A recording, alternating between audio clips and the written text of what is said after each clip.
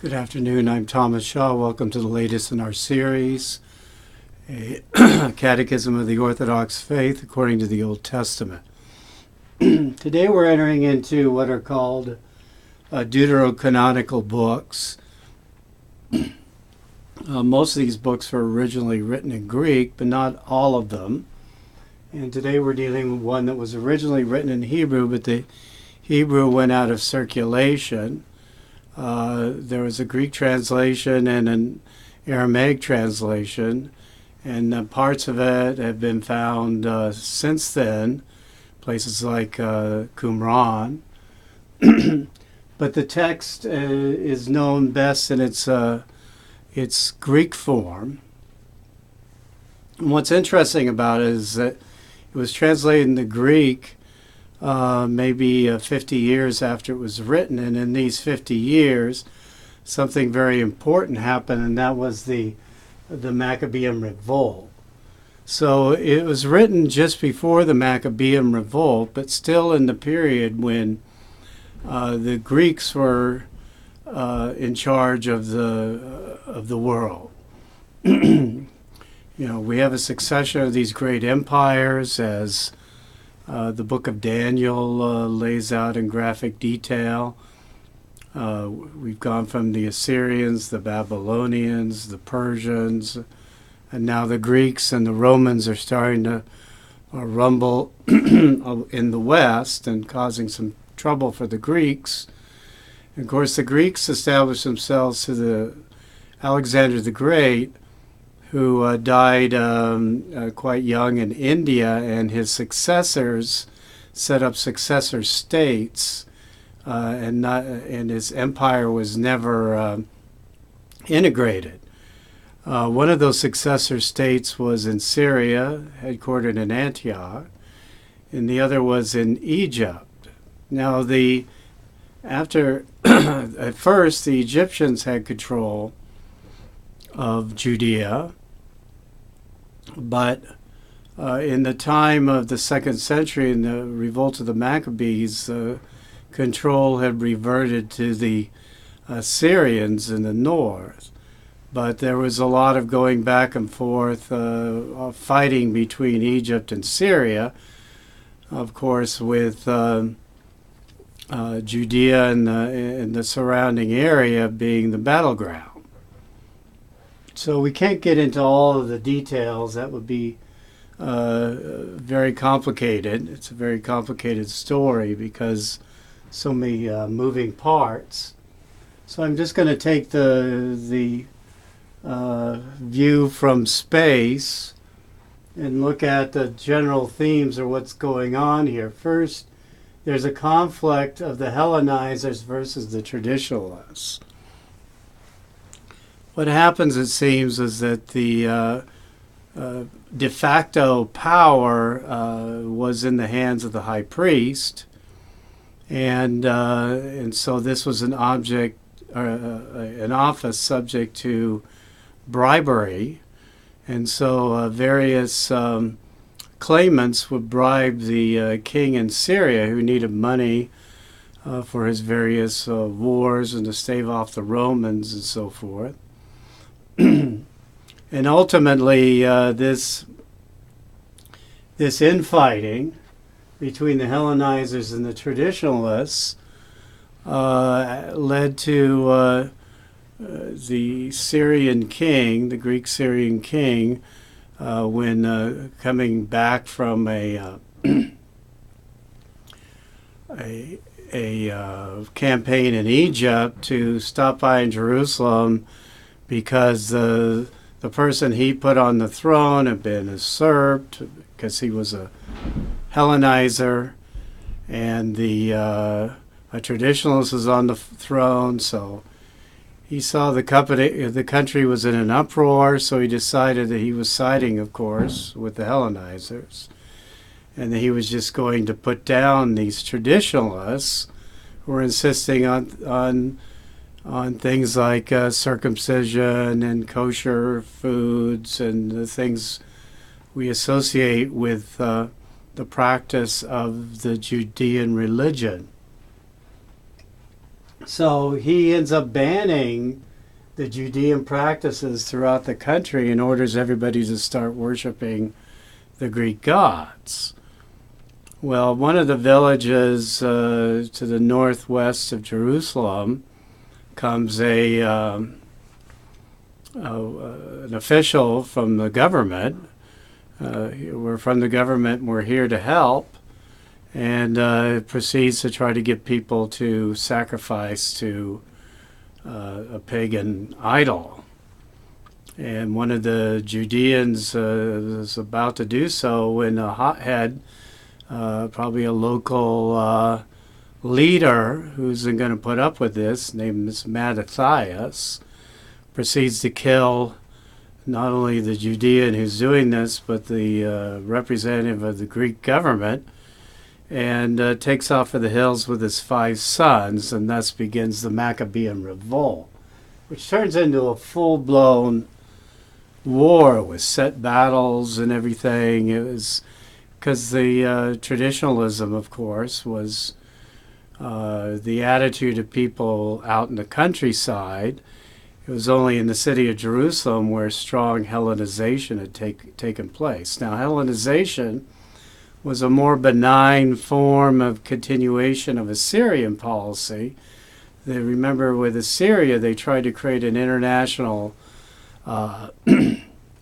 culture, the single language, Aramaic, a single set of gods, and so forth. And they did this by breaking up and destroying local cultures, taking people and just moving them elsewhere, moving people around. So then the generation or two, all these old ways were forgotten and people were assimilated to Assyrian mental universe. Well, the Greeks did the same thing. They set up Greek cities everywhere they went, and these Greek cities would be modeled on the polis. They'd have a gymnasium, they'd have a hippodrome, or they'd have all the things that were associated with Greek civilization. And Jerusalem had these things, and of course in Greek education, Greek worldview, reading the Greek classics, and so forth. And this had been going on to the point that the scriptures have been translated into Greek, not only for the use of non-Greeks, but for the use of many Greeks, especially those living outside of Jerusalem and in Syria or Egypt, who were progressively losing contact with Hebrew especially. Maybe they knew Aramaic and Greek, but to know Hebrew became more and more a thing of specialists. So Mattathias dies pretty soon afterwards, and his 5 sons take up the cause, and they die one by one until the most famous of which is Judas Maccabeus, because the name Maccabee means hammer. This was his nickname, and each of his 5 sons had a nickname. Until we finally, by the process of elimination, we get to Simon, who's an elder brother. And under Simon, they finally achieve independence from the Greeks. The Greek states are falling apart. The Romans are on the march, and it's an opportunity for Judean independence in the mid-2nd century BC. And this lasts until the Romans finally show up about a century later and install Herod as their client king. And at that point, we, of course, were getting very close to New Testament times. So this free Judean state lasts a good century, and it is able to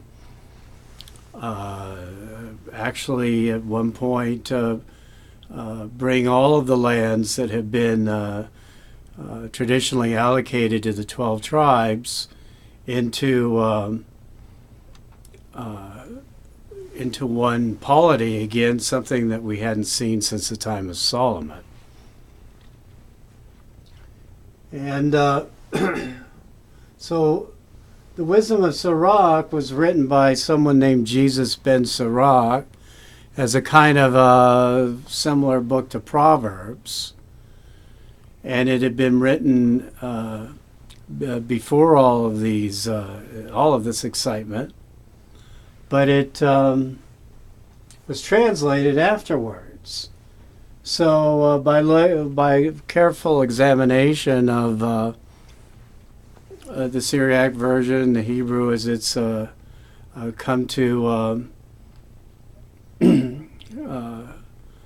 be known, there's some subtle changes that took place in the text that reflect more the polity of what we know as the Hasmonean or Hasmonean, depending on how you want to say it, state. Now, Mattathias' surname was something like this, so the Hasmonean state is the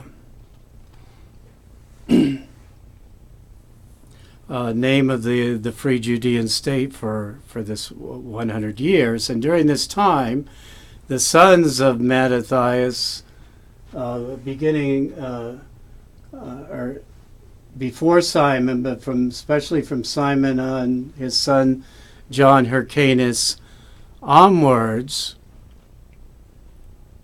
proceed to rule from the position of the high priesthood.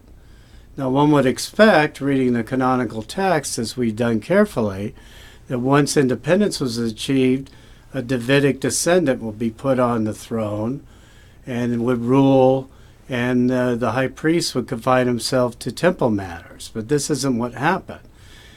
And not only are the Maccabees combining the offices of king and high priest, which is something that isn't envisioned really in the canonical text, they are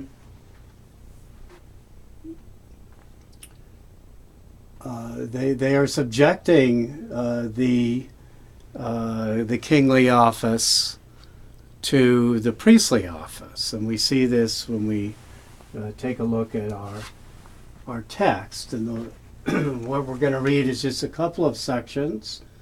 One is dealing with the relationship between the priestly and kingly office, and the other is going to be on the atonement under Simon, son of Ananias, but this picture then is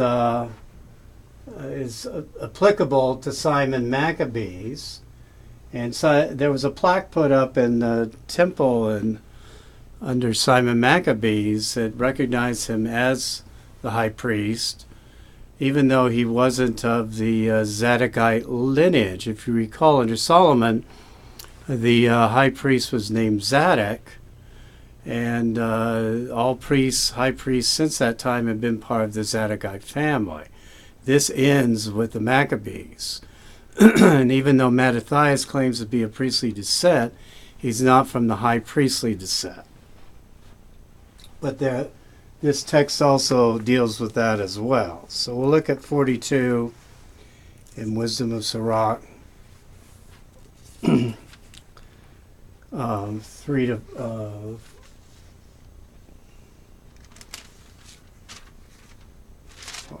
I'm sorry, it's 45. I don't know what it's 20, it's 45, 24 to 25. I don't know why I wrote that. Well, anyhow. Therefore, this is about Phinehas. Therefore, he established a covenant of peace with him, with Phinehas. Now, the story of Phinehas it occurs in the chapter after the one we read on the Balaam and his prophecy. And what happens is the children of Israel start getting involved with the wives of Moab, and Phinehas kills a couple in flagrante, and for this he's told covenant will be established with his family.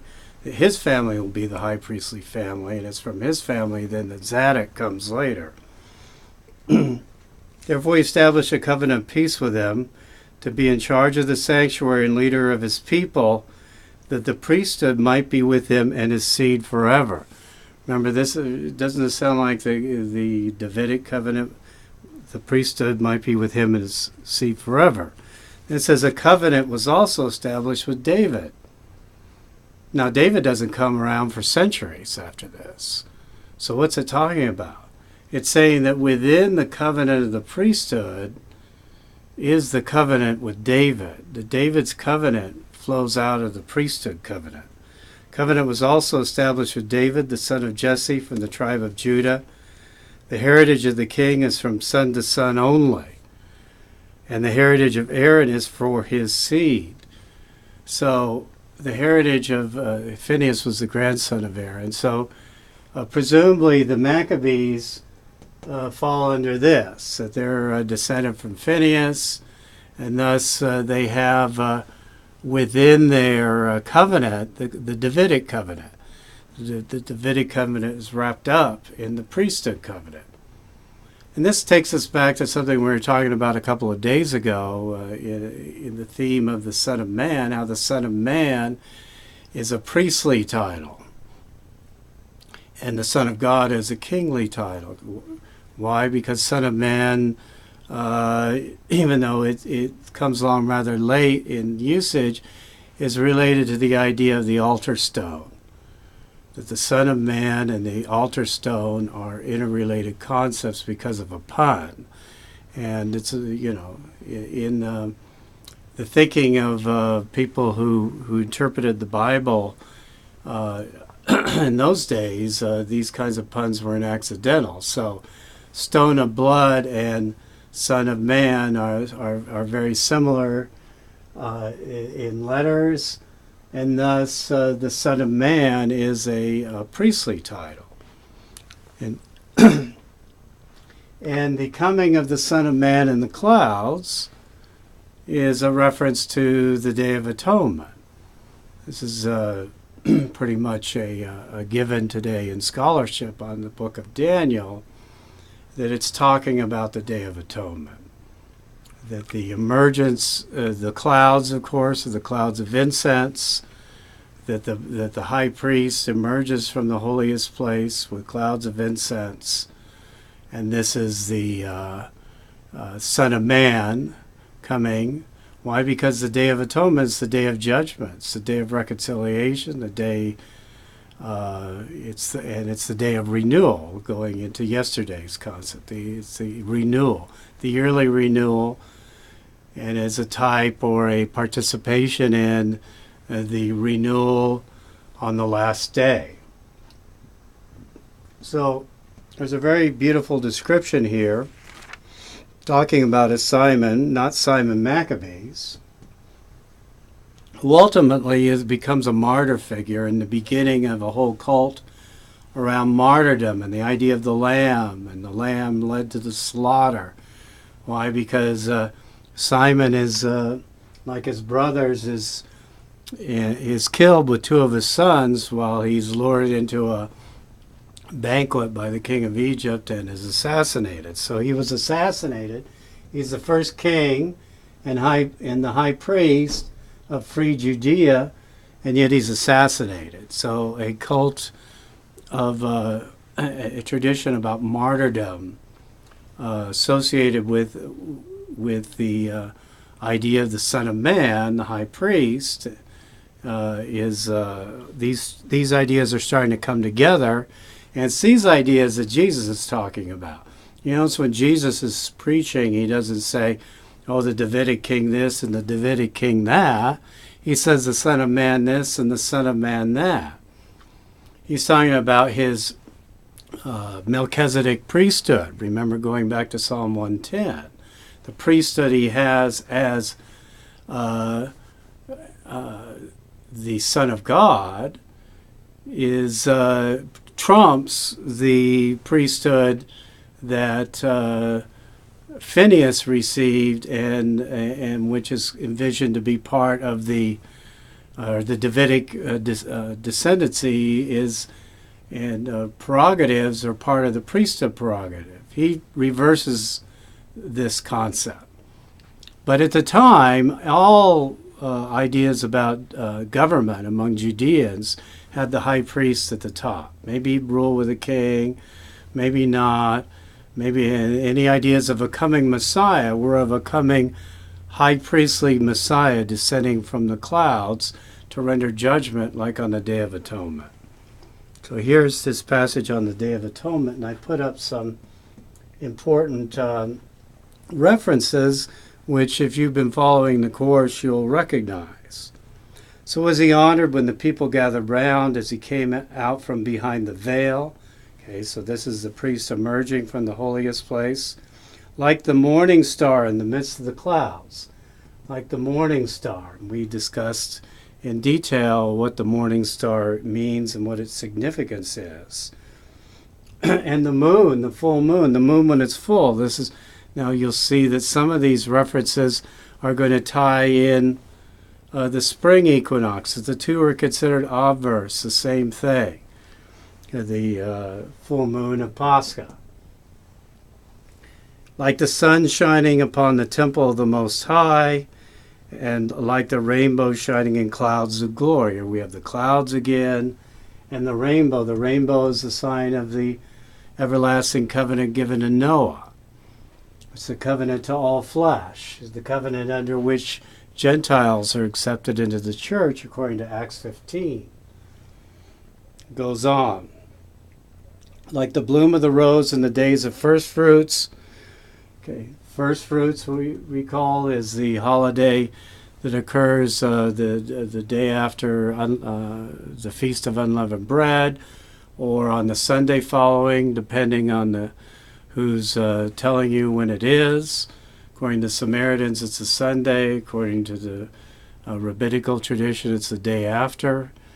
Obviously, according to Christian tradition, it's the Sunday because first fruits is the day of resurrection.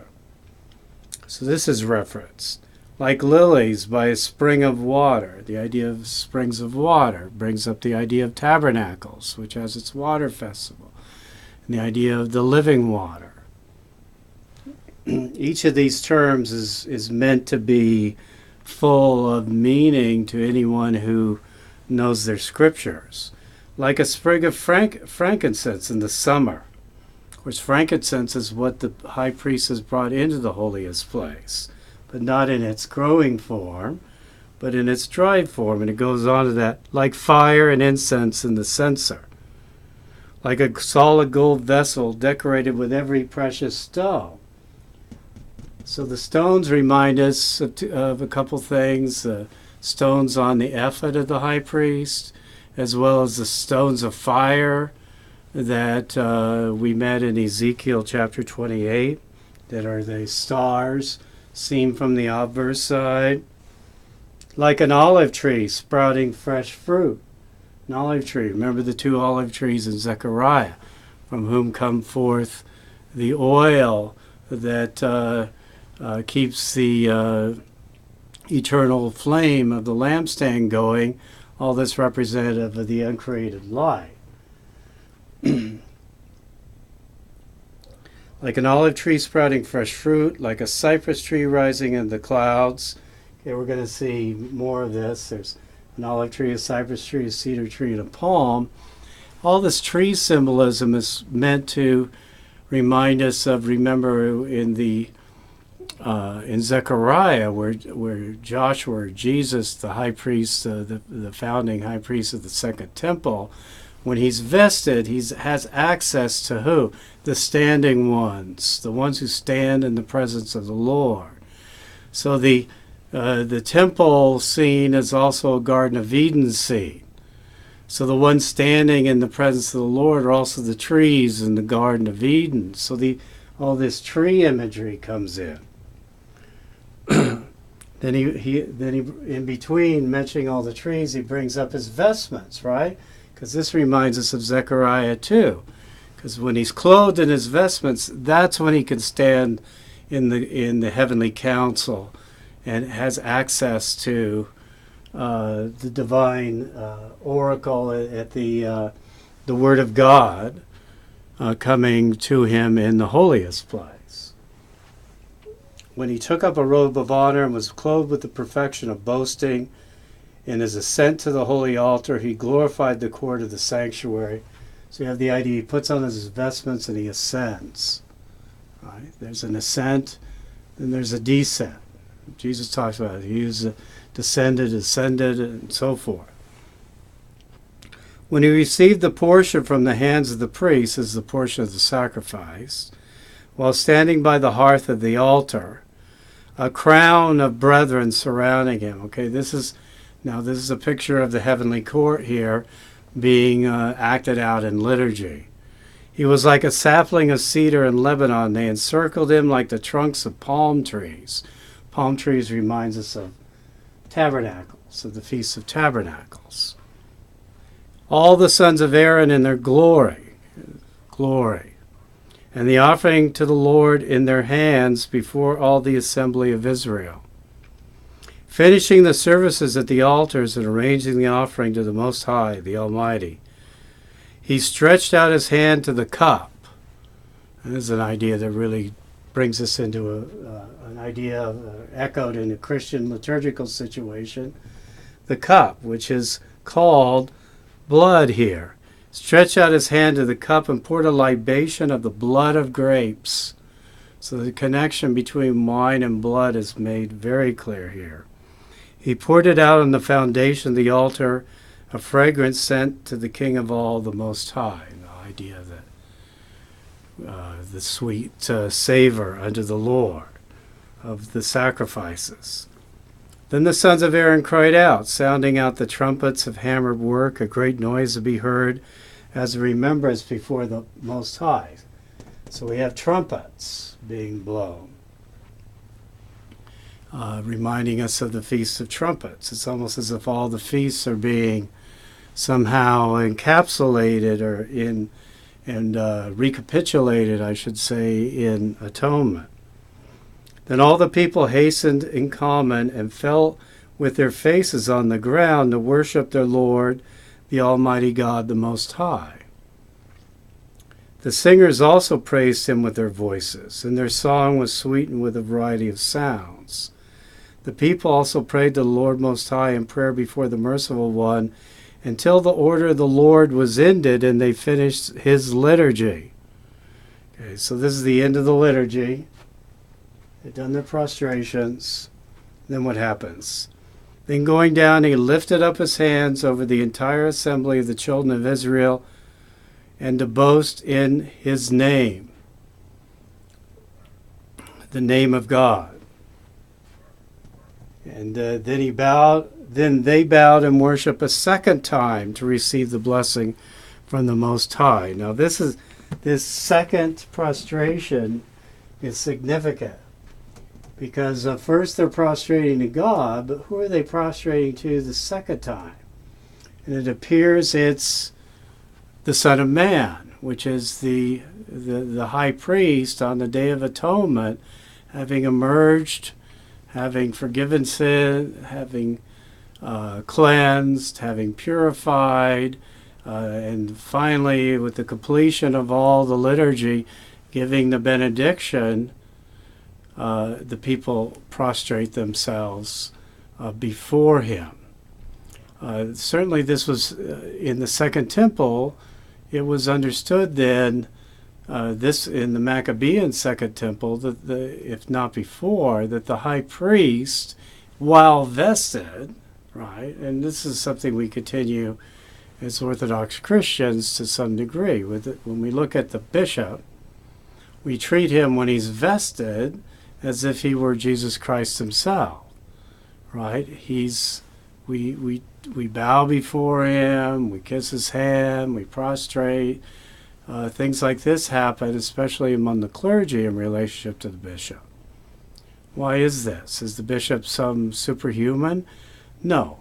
It's while he's holding the title and involved in the liturgical life and putting on the vestments that he becomes an icon of Christ. And so the same way, we have an element of what we talked about the other day as the two powers in heaven concept that becomes a The foundation stone for Christian belief, on the other hand, it's the idea that the theophany, God is seen. Here, the theophany is the high priest on the Day of Atonement is a theophany. And the theophany is God, and yet on one level, and is not God on another level. So this invites acts of worship to both God in heaven, where there is no image, there is no theophany, and God in his as a theophany.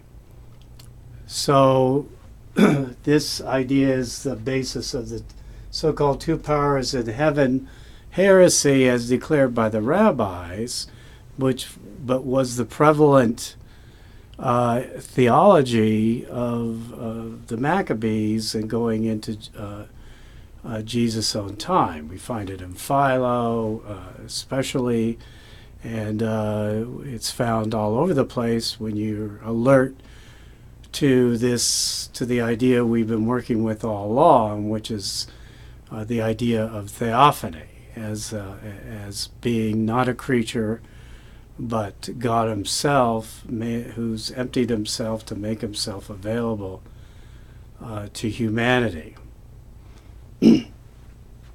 So this is our brief look at the wisdom of Sirach and Simon Maccabees, the George Washington of Judea, the great martyr of the state of Judea, becomes a very almost like George Washington, an iconic figure in Judean history. And the office of the high priesthood then is what's elevated up. People aren't really thinking about, we need a Davidic king, perhaps not until Herod comes. And then when Herod comes and sets up a false kingship that isn't a Davidic kingship, and you have this combined with a priesthood that is not of the Zadokite lineage, combined with the lack of chrism to anoint anybody. All right, at least the Zadokites had going for them that they were the descendants of Zadok. So the priesthood descended through, even though they couldn't make a high priest by chrismation, the priesthood was something you got with your birth, whereas the Davidic priesthood you had to receive by chrismation by a high priest. This is why the idea that the priesthood, which is it precedes and is more the source of the Davidic priesthood. So when Jesus is talking about the Son of Man, Son of Man, Son of Man, in the minds of people who are hearing it, they're seeing an apotheosis of the high priest coming out of the Holy of Holies to render judgment from heaven, a theophany from heaven, as detailed in Daniel 7. So the real expectation then doesn't seem, there was an expectation, and this expectation grew, and especially in the context of the Herodian kingship, grew for a Davidic restoration of the Davidic kingship. But it isn't just the Davidic kingship alone that Jesus is talking about. He's talking about the Davidic kingship with the priesthood of Melchizedek. And some commentators working on a reconstructive rather than canonical basis, and by that mean on a canonical basis we interpret the texts as they are. On a reconstructive basis we go back and say, well, maybe it wasn't quite like that. So maybe it was that as we saw the David and Solomon doing priestly things, that maybe the priesthood first resided in the kingship and then it went, that was the locus, in contrast to what we just read in Wisdom Sirach. In any event, whatever the history was, certainly Jesus claimed both the Davidic kingship and the Melchizedek priesthood, and thus talked about this priestly figure. And of course the atonement becomes a very central concept in Christian thought. that's it for today. Tomorrow we'll keep going through the rest of the week looking at the so-called deuterocanonical literature and what it might have to say to us.